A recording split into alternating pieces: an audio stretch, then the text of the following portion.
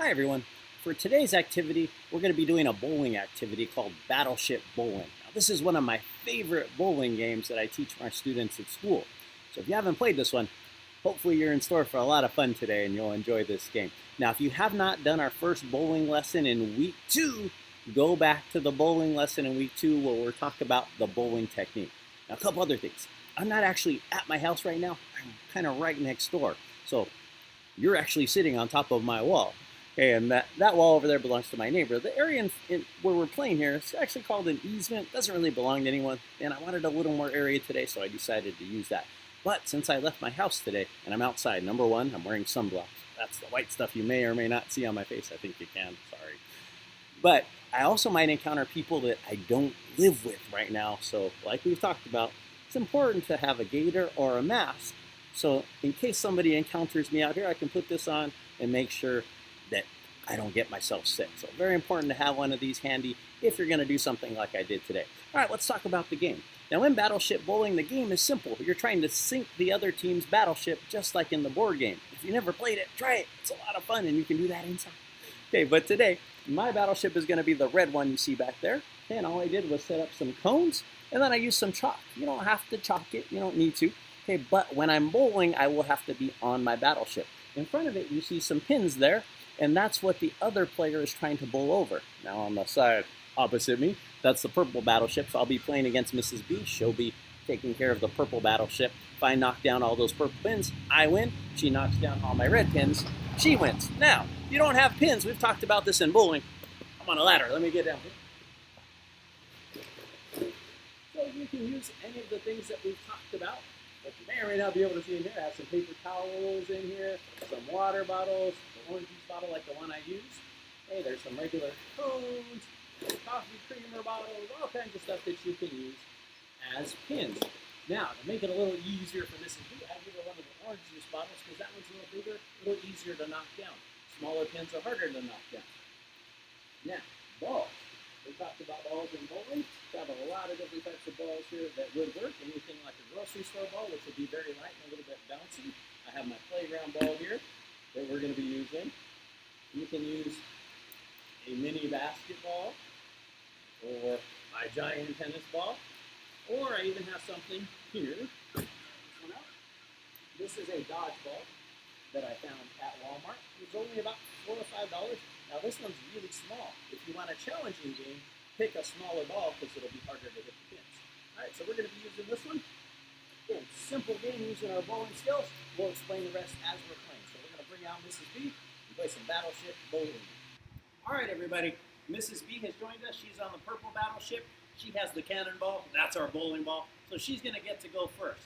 Now, an important rule to remember first off the bat is when I'm on my red battleship, I have to stay behind my front line. That's why we put the lines or the cones there. One of the mistakes that often my second graders or younger students make is as the ball's coming, they block the ball before it gets to the pins. That's cheating. So you have to stay behind the line. The only time you can leave your ship is if, say, Mrs. B misses way over here, I may have to go get the ball, but I still have to wait till it passes the pins for fair play. All right, so we're ready to go. Mrs. B has to be on her battleship, and notice she can move around on her battleship when she's bowling.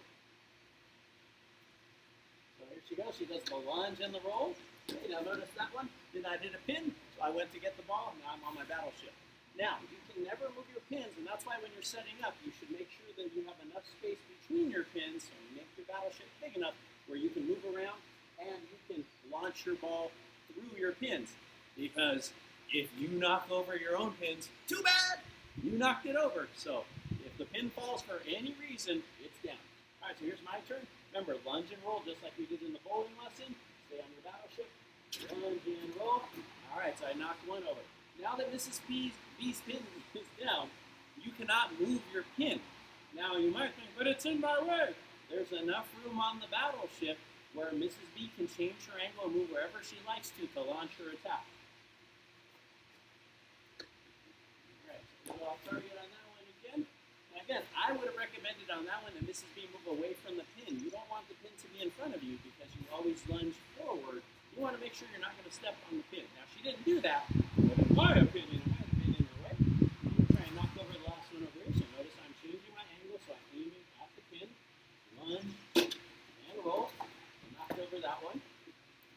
Also, a good time to mention, I would have put this a little further away to make it a little more challenging, but I needed to keep everyone on screen. So you can make it as big as you like. The bigger, the more challenging it is.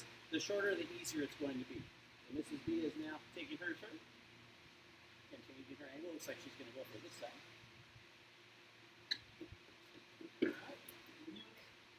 All right, so my turn. So I've changed my angle. I'm now going for the pins on that side. So now I'm on the other side of my battleship to change my angle. So I'm facing my target. Lunge and roll. All right, knocked over another one. Uh-oh, I think Mrs. B is about to start swimming soon.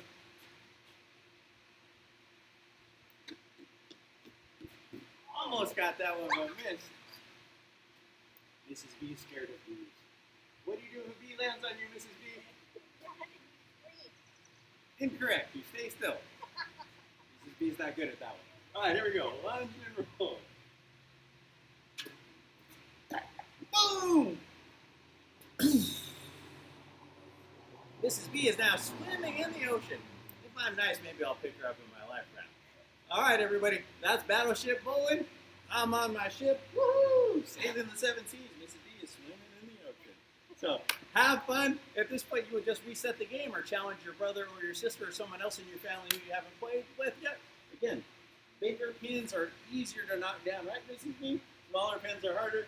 Bigger ball makes it easier. Smaller ball makes it more challenging. So you decide how challenging you want it. I hope you have fun. Battleship Bowling. Go sink some ships, boys and girls. See you next time.